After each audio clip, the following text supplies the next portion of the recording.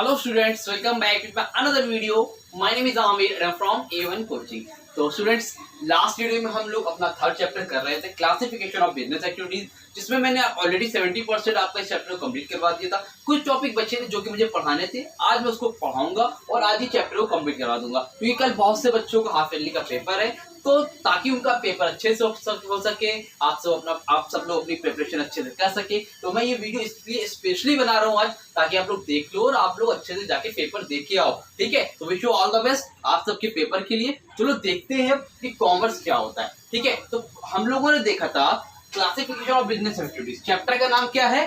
Classification of business activities. Business activities को दो part में बांटा गया था, याद है आप लोगों को? मैंने बताया था, क्लासिफाई किया था। एक है इंडस्ट्री, दूसरा क्या है? कॉमर्स। इंडस्ट्री और कॉमर्स। देखो इंडस्ट्री का मतलब तो मैंने बता दिया, अब बचा कॉमर्स। इंडस्ट्री क्या होता था? जो रॉ मटेरियल को फिनिश प्रोडक्ट में बदलने का काम करती है, वो कौन होती है? इंडस्ट्री। मतलब समझ में आई बात? मतलब प्लास्टिक को जो बोर्ड बनाने का काम करती है, प्लास्टिक को चेयर बनाने का काम करती है, जो लोहे से बड़े बड़ी अलमारी बनाती है, कुछ भी बनाती है, मतलब जो सामान बनाने का काम करती है, वो कौन करती है? इंडस्ट्री करती है। अब इंडस्ट्री के बाद नंबर 2 पर क्या आता है? नंबर 2 पर है हमारा कॉमर्स। दूसरी एक्टिविटी क्या है? कॉमर्स। अब कॉमर्स क्या होता है सर? तो सामान बनाने तक जितना भी काम होता है वो किसमें था? इंडस्ट्री में था। अब सामान बनने के बाद जो भी एक्टिविटीज होगी बाइंग एंड सेलिंग में, वो क्या होता है? कॉमर्स होता है। मतलब प्रोडक्ट बन के तैयार है, उसको डिस्ट्रीब्यूट कैसे करें, समझ में? देखो बाइंग एंड सेलिंग वो तो कॉमर्स है। मतलब जहां पर बाइंग एंड सेलिंग होगी, जहां पर बाइंग एंड सेलिंग होगी वो कॉमर्स है। हाँ, बिजनेस में क्या होता है? जितनी भी एक्टिविटीज होती है वो सब कॉमर्स में आता है। और बाइंग और सेलिंग होती है, वो तो कॉमर्स है। लेकिन बाइंग एंड सेलिंग के अलावा सामान को एक जगह से दूसरी जगह ट्रांसपोर्ट करना, उसको इंश्योरेंस कराना, उसको वेयर हाउस में रखना, सारी की सारी फैसिलिटी प्रोवाइड करना, मतलब सामान बनने के बाद कंज्यूमर तक पहुंचाने में जितनी भी एक्टिविटी होती है वो सब किसमें आता है? हमारा कॉमर्स में आता है। किसमें आता है? हमारा कॉमर्स में आता है। ठीक है, तो अब देखते हैं जो क्या लिखा है, इसको मैं रफ कर दे रहा हूँ। ठीक है, चलो देखो अब एकदम क्लियर हो जाएगा अच्छे से। Commerce, commerce is concern with the buying, selling and distribution of commodities. मतलब कॉमर्स में क्या आता है? पहली चीज तो बाइंग होती है, दूसरी चीज सेलिंग होती है। बाइंग एंड सेलिंग होती है, साथ ही साथ उसको डिस्ट्रीब्यूशन करने का काम होता है। कमोडिटीज को डिस्ट्रीब्यूट किया जाता है। बाइंग एंड सेलिंग हो रही है, लेकिन उसको डिस्ट्रीब्यूट करने का काम, एक जगह से दूसरी जगह पहुंचाने का काम किसमें होता है? कॉमर्स में आता है।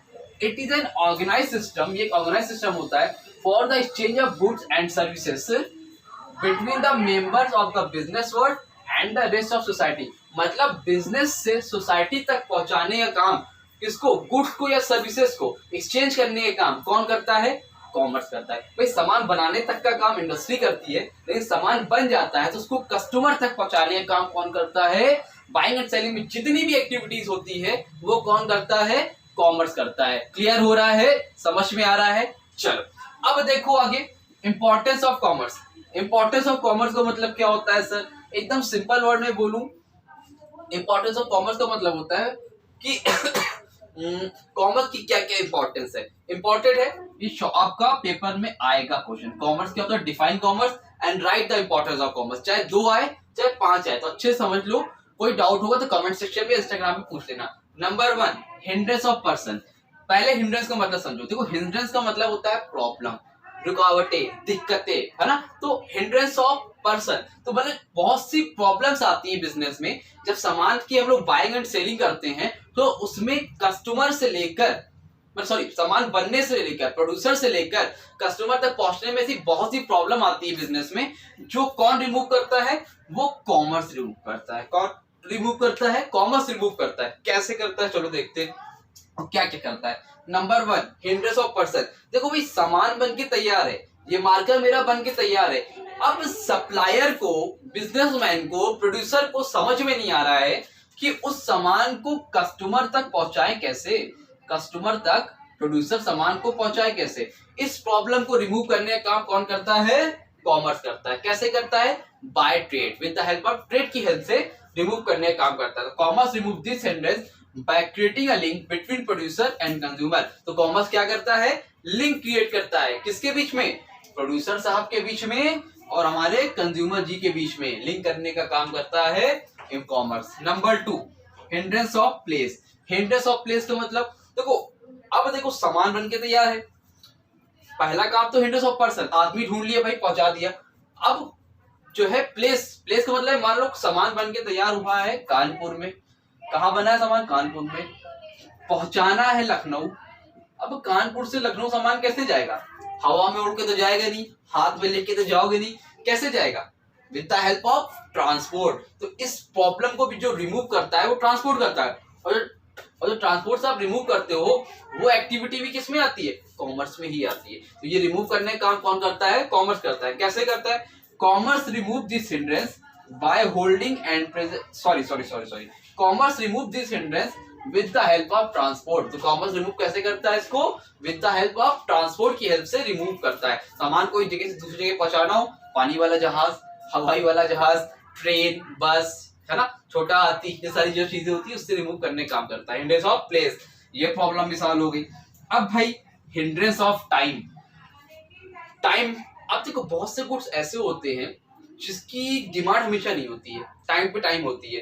तो कॉमर्स क्या करता है? उसको अपने पास सेफ रखने का काम। कहाँ पे सामान को हम लोग रखते हैं बता चुका हूँ मैं बार बार, वेयर हाउस में। तो वेयर हाउस में रखने का काम भी कौन करता है? कॉमर्स करता है। तो कॉमर्स इस हिंड्रेंस कैसे करता है दूर? Commerce removes this hindrance by holding and preserving goods in warehouse. कॉमर्स क्या करता है? उन सारे गुड्स को रिजर्व कर लेता है, कहाँ पे? वेयर हाउस में, until they are sold to customer।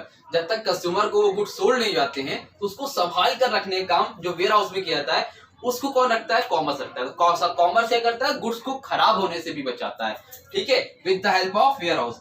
Hindrance of risk, अब भाई बिजनेस कर रहे हो तो बिजनेस में रिस्क बहुत ज्यादा होंगे, बिजनेस कर रहे हो तो बिजनेस में रिस्क बहुत ज्यादा होते हैं। तो एक प्रॉब्लम रिस्क की आती है भाई, अब सामान भेजा आपने शिप से, ट्रांसपोर्ट से, एक्सीडेंट हो गया, चोरी हो गई, कुछ भी हो सकता है, एटसेट्रा वगैरह वगैरह। तो ऐसी चीजें ना हो तो कॉमर्स रिमूव करता है the risk of loss and damage due to theft, fire, accident etcetera by means of insurance. तो ये फैसिलिटी भी कौन प्रोवाइड करता है? कॉमर्स के जरिए से ही होती है। इंश्योरेंस प्रोवाइड करता है जिससे अगर सामान चोरी भी होता है तो इंश्योरेंस वाला आपको कंपनसेट कर देगा, ठीक।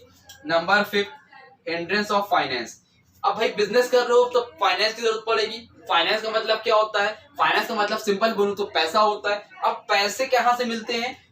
Providing finance through banking, banking के जरिए से हमें पैसे मिलते हैं। तो बैंक क्या करता है? Commerce remove this hindrance by providing finance through banking. Through banking के जरिए से हमें पैसे मिलने का काम होता है। तो ये बैंक हमारे इस हिंड्रेंस को भी रिमूव कर देता है। नंबर 6 और लास्ट, हिंड्रेंस ऑफ नॉलेज। अब कस्टमर को पता ही नहीं है कि प्रोडक्ट मिल रहा है, कस्टमर को नॉलेज ही नहीं है, कस्टमर को पता ही नहीं कि किसी प्रोडक्ट के बारे में, तो इस हिंड्रेंस को रिमूव करने का काम कौन करता है? कॉमर्स करता है। और कैसे करता है? एडवर्टीजमेंट की हेल्प से।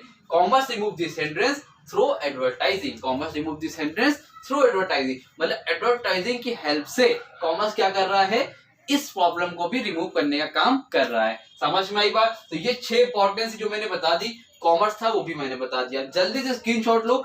इसके हम लोग को देखना है एड्स टू ट्रेड क्या होता है, ट्रेड क्या होता है, और ऑक्सिलरीज टू ट्रेड क्या होता है। उसके बाद चैप्टर आपका कंप्लीट की तरफ चला जाएगा, ठीक है। तो जल्दी स्क्रीनशॉट लो। मैं बस 2 सेकंड वापस आया, फिर आज जो नेक्स्ट टॉपिक है उसको भी कंप्लीट करवाता हूँ। जल्दी से स्क्रीनशॉट लो। हाँ तो चलिए आगे बढ़ते हैं और देखते हैं कि अब ट्रेड क्या होता है। देखो कॉमर्स समझ में आ गया, इंडस्ट्री समझ में आ गया, ट्रेड क्या होता है? ट्रेड सिंपल वर्ड में बोलूं, ऐसी जगह, ठीक है, जहां बाइंग एंड सेलिंग होती है। अगर बाइंग एंड सेलिंग हो रही है वो क्या है? अल्टीमेटली ट्रेड है। जहां बाइंग एंड सेलिंग हो रही है वो क्या है? ट्रेड है। अब बाइंग एंड सेलिंग हो रही है तो वो क्या होता है? ट्रेड होता है। इतना क्लियर है? सिंपल लिख के ना। अब देखो ट्रेड को 2 पार्ट में बांटा गया, एक है डोमेस्टिक ट्रेड, एक है हमारा फॉरेन ट्रेड। अब डोमेस्टिक ट्रेड क्या होता है? डोमेस्टिक ट्रेड को हम लोग इंटरनल ट्रेड के नाम से भी जानते हैं, पहले याद कर लो। अगर क्वेश्चन में इंटरनल ट्रेड लिख के तो गलत, परेशान मत होना, गलत मत करना। फॉरेन ट्रेड को हम लोग एक्सटर्नल ट्रेड के नाम से भी जानते हैं, ठीक है। चलो अब ट्रेड का मतलब बाइंग एंड सेलिंग जो होती है वो ट्रेड होता है। अब डोमेस्टिक ट्रेड, डोमेस्टिक ट्रेड का मतलब होता है ऐसी प्लेस जहां पर बाइंग एंड सेलिंग हो रही है within our geographical boundaries, मतलब buying and selling are doing within our geographical boundaries। geographical boundaries का मतलब क्या होता है? अगर buying and selling हो रही है हमारी कंट्री में ही, इंडिया में ही बाइंग एंड सेलिंग हो रही है, यूपी से एमपी में हो रही है, एमपी से जो है राजस्थान में हो रही है, कहने का मतलब बाइंग एंड सेलिंग हमारी ज्योग्राफिकल बाउंड्रीज के अंदर ही हो रही है ना, तो उसको हम लोग क्या बोलते हैं, डोमेस्टिक ट्रेड बोलते हैं। क्या बोलते हैं हम लोग उसको, डोमेस्टिक ट्रेड बोलते हैं। और डोमेस्टिक ट्रेड को दो पार्ट में बांटा गया, एक है होलसेल ट्रेड, दूसरा है क्या है, रिटेल ट्रेड। होलसेल ट्रेड क्या होता है बच्चों, होलसेल ट्रेड का मतलब होता है जहां पर बाइंग एंड सेलिंग होती है लेकिन बल्क में होती है। किसमें होती है, बल्क में, जहां पर सामान इकट्ठा खरीदे जाते हैं और बेचे जाते हैं, उसको हम लोग क्या बोलते हैं, होलसेल ट्रेड। और रिटेल ट्रेड क्या होता है, रिटेल ट्रेड का मतलब होता है जहां पर 1 बाय 1, ठीक है, जैसे आप मोहल्ले वाले होते हैं ना, एक पैकेट पाउच दे दिए, है ना, आधा किलो चीनी दे दिए, ये सब कौन होते हैं, हमारे रिटेल ट्रेड होते हैं। जहां पर एग्जैक्ट वर्ड नहीं याद आ रहा, मतलब हम लोग फुटकर में सामान खरीदा बेचा जाता है, उसको हम लोग क्या बोलते हैं, रिटेल ट्रेड बोलते हैं। ठीक। फॉरेन ट्रेड, फॉरेन ट्रेड का मतलब होता है ऐसी प्लेस जहां पर बाइंग एंड सेलिंग हो रही है बट, ठीक है, ज्योग्राफिकल बाउंड्रीज के बाहर हो रही है। यहाँ पर क्या था, within our geographical boundary, इसमें क्या है, ज्योग्राफिकल बाउंड्रीज के बाहर, आउट ऑफ ज्योग्राफिकल बाउंड्री। समझ में आ रही बात। तो अगर बाइंग एंड सेलिंग इंडिया के अंदर ही हो रही है, डोमेस्टिक ट्रेड। अगर बाइंग एंड सेलिंग इंडिया के बाहर भी हो रही है, वो क्या हो गया, फॉरेन ट्रेड। जैसे इंडिया की बाइंग एंड सेलिंग हो रही है ऑस्ट्रेलिया से, इंडिया की बाइंग एंड सेलिंग हो रही है नेपाल से, तो कहने का मतलब यहाँ पर क्या है, जब बाइंग एंड सेलिंग एक कंट्री की दूसरी कंट्री से होती है, उसको हम लोग क्या बोलते हैं, फॉरेन ट्रेड। समझ में आई बात। अब देखो, import trade, export trade, on-transport trade. Import trade क्या होता है सर, इंपोर्ट ट्रेड का मतलब होता है जब किसी कंट्री से सामान बाहर से मंगाया जाता है, जब किसी कंट्री से सामान बाहर से मंगाया तो उसको हम लोग क्या बोलते हैं, इंपोर्ट ट्रेड। जस्ट सपोज मान लो मैंने बाहर से जो है कोई मशीन मंगाई, इलेक्ट्रॉनिक मशीन मंगाई, तो वो बाहर से आ रही है ना, अमेरिका से आ रही है ना, तो उसको हम लोग क्या बोलेंगे, इंपोर्ट ट्रेड।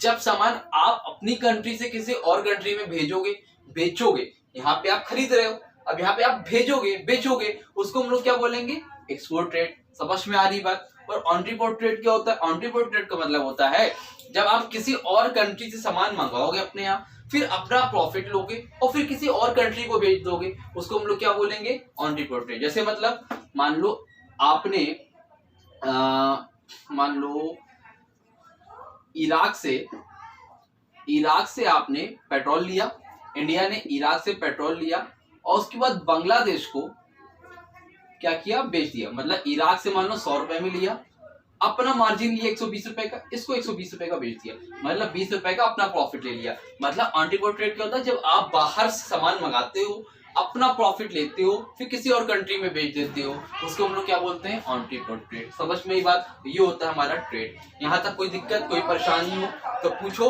नहीं तो कमेंट सेक्शन में कमेंट करो या इंस्टाग्राम पे कांटेक्ट करके पूछ लेना। अब एक लास्ट टॉपिक बचा है, वो भी खत्म कराता हूँ, चैप्टर आपका कंप्लीट हो जाएगा। इसको रफ कर दूं, स्क्रीनशॉट लेना है, जल्दी स्क्रीनशॉट लो, ले लिया स्क्रीनशॉट, चलो ठीक है, रफ कर रहा हूँ, ठीक है।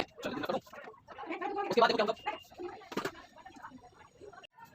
तो अब हमारा लास्ट टॉपिक है एड्स टू ट्रेड। क्या है, एड्स टू ट्रेड। इसका मतलब क्या होता है, इसका मतलब होता है देखो, जब ट्रेड करते हो वहां पर बाइंग एंड सेलिंग होती है, तो बाइंग एंड सेलिंग करने में जो सारी चीजें आपको हेल्प करती है, उसको हम लोग क्या बोलते हैं, एड्स टू ट्रेड। क्या बोलते हैं, एड्स टू ट्रेड। अब देखो, एड्स टू ट्रेड में transportation, warehousing, banking, insurance, advertising, packaging, लगभग वही चीजें जो इंपॉर्टेंस ऑफ कॉमर्स पे थी, है ना, मैंने बता चुका हूँ, लेकिन मैं फिर से बता देता हूँ। तो एड्स टू ट्रेड जब आप बाइंग सेलिंग करते हो तो कौन कौन सी चीजें जो आपको हेल्प करती है, देखो, नंबर 1 ट्रांसपोर्टेशन, सामान बन के तैयार है, सामान को एक जगह से दूसरी जगह पर भेजने का काम कौन करता है, ट्रांसपोर्टेशन करता है। कौन करता है, ट्रांसपोर्टेशन करता है। भाई सामान रखा है, इलाहाबाद से कानपुर जाना है, कैसे जाएगा, with the help of transportation, ठीक है, ये रिमूव करता है। उसके बाद कौन हेल्प करता है, भाई वेयर हाउसिंग। भाई सामान है, अभी सामान डिलीवर करने में टाइम है ना, अभी डिमांड नहीं है, गुड्स को कहाँ संभाल के रखे, उसको हेल्प करता है कौन, वेयर हाउस।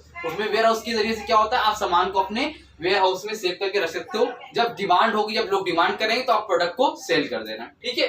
Number 3 banking. भाई इतना बड़ा बिजनेस कर रहे हो, बाइंग एंड सेलिंग कर रहे हो, पैसे की जरूरत पड़ेगी, तो फाइनेंशियली कौन सपोर्ट करता है, बैंक करता है। तो बैंक इस तरह की प्रॉब्लम को रिमूव करता है, ठीक। Number 4 insurance. इंश्योरेंस का मतलब क्या होता है, भाई सामान खराब ना हो, चोरी ना हो, ये सारी चीजें नहीं हो, है ना, तो पता ही, तो उन सारी चीजों से बचाने का काम कौन करता है, इंश्योरेंस करता है। ये भी एड्स टू ट्रेड में आ गया। Number 5 advertisement. भाई लोगों को प्रोडक्ट के बारे में पता नहीं है, तो उनको इन्फॉर्मेशन प्रोवाइड करने का काम कौन करता है, एडवर्टीजमेंट करता है। कौन करता है भाई, एडवर्टीजमेंट करता है। तो एडवर्टीजमेंट के जरिए से लोगों को मालूम चलता है कि हाँ ये प्रोडक्ट मार्केट में सेल हो रहा है। और लास्ट क्या है, पैकेजिंग, पैकेजिंग का मतलब होता है एक तरह से कि सामान जैसे आपका शिफ्ट हो रहा है तो उसको आपने पैकेज कर दिया ताकि वो सामान टूटे नहीं पाए, कोई तरह की प्रॉब्लम नहीं होने पाए, स्पॉइल नहीं होने पाए, है ना। तो पैक करना होता है ना, ऊपर से पैक कर दिया कार्टून वगैरह, उसको हम लोग क्या बोलते हैं, पैकेजिंग। और थोड़ा सा अट्रैक्टिव भी लगे, ये सारी चीजें आती है पैकेजिंग में। तो ये सारी चीजें हैं जो एड्स टू ट्रेड होती हैं, जो ट्रेड में बाइंग एंड सेलिंग में हेल्प करती है, फैसिलिटेट करती है, ताकि बाइंग एंड सेलिंग स्मूथली क्या हो, अच्छे से हो सके। तो ये होता है हमारा टॉपिक, और इसी के साथ हमारा चैप्टर कंप्लीट। कुछ बच्चे सोच रहे होंगे सर एक दो टॉपिक तो बचा हुआ है बेटा, उसमें कॉमर्स में, इंडस्ट्री में, ट्रेड में डिफरेंस बोला हुआ है। मैं नोट जब अपलोड करूंगा तो डिस्क्रिप्शन में दे दूंगा, बाकी आपकी बुक में है, जाके देख लो, कोई भी 5 डिफरेंस देख लेना। ऐसा कोई खास चीज नहीं कि उसमें बताया जाए कि ट्रेड में क्या डिफरेंस है, इंडस्ट्री में क्या डिफरेंस है, कॉमर्स में क्या डिफरेंस है। आपको नॉर्मली पता है, पूरे चैप्टर में आप ट्रेड, इंडस्ट्री और कॉमर्स ही पढ़ते आए हो, ठीक है। तो उम्मीद करता हूं कि अच्छे से समझ में आ गया होगा। कोई डाउट हो तो कमेंट सेक्शन में, इंस्टाग्राम पे कांटेक्ट कर लेना। उसके अलावा भी दिक्कत हो, अगर आप डिफरेंस को नहीं कर पाओगे तो बताना, उसके लिए भी एक सेपरेट वीडियो बना दूंगा। मेरे हिसाब से चैप्टर कंप्लीट है। कोई डाउट हो कमेंट सेक्शन में, इंस्टाग्राम पे कांटेक्ट करना, जैसे ही मौका मिलेगा वैसे ही रिप्लाई करूंगा, ठीक है। मिलेंगे अपनी नई वीडियो में और 4th चैप्टर स्टार्ट करेंगे इसमें अपना। तब तक के लिए थैंक यू। और सॉरी, वीडियो अच्छी लगी है तो वीडियो को लाइक कर दिया करो भाई, और चैनल को सब्सक्राइब भी कर दिया करो, अपने दोस्तों को भी शेयर करो, ताकि और अच्छे से भाई पढ़ाने का मन करे। जल्दी से 1K होने वाला है, 1K करवा दो, ठीक है। मैं जल्दी बोलता नहीं हूँ, करवा दो भाई। दूसरा चैनल है, चैनल बंद हो चुका है, तो आप लोग का सपोर्ट रहेगा तभी तो मोटिवेशन आएगा, ठीक है। तो मैं कह रहा हूँ तो भाई करवाओ, अपने दोस्तों को भी शेयर करो, वीडियो अच्छी लगी हो। चलो मिलेंगे अपनी नई वीडियो में, तब तक के लिए थैंक यू सो मच।